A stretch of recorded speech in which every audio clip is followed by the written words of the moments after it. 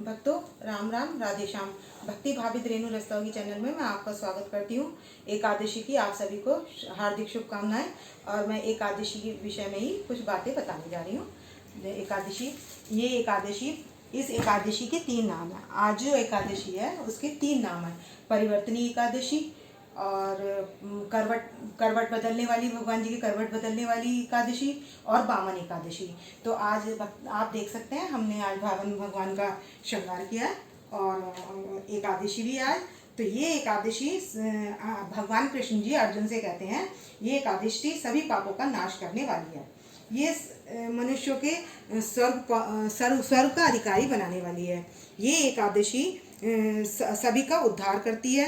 जो धर्मपरायण होकर इस एकादशी का पूजा और व्रत करता है उसको मैं संसार की सारी पूजा का फल दे देता हूँ, और जो मेरी पूजा करता है वो मेरे लोक को प्राप्त हो जाता है।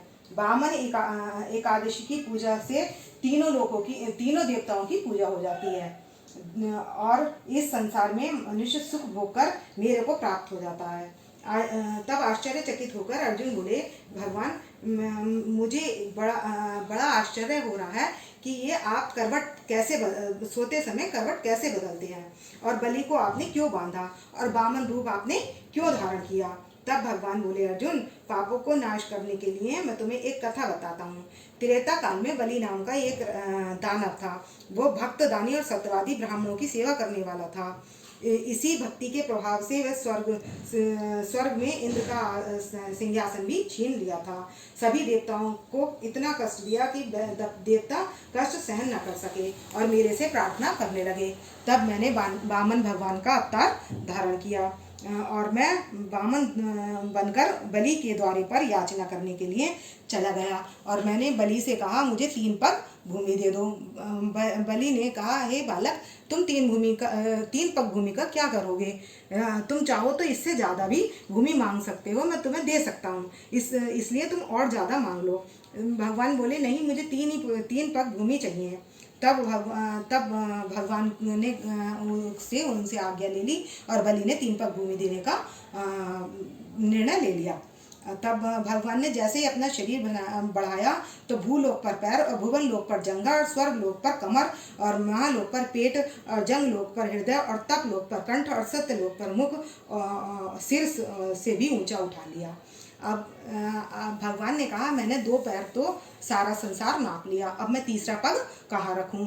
तब बलि बोला, भगवान 3रा पग आप मेरे सिर पर रख लीजिए।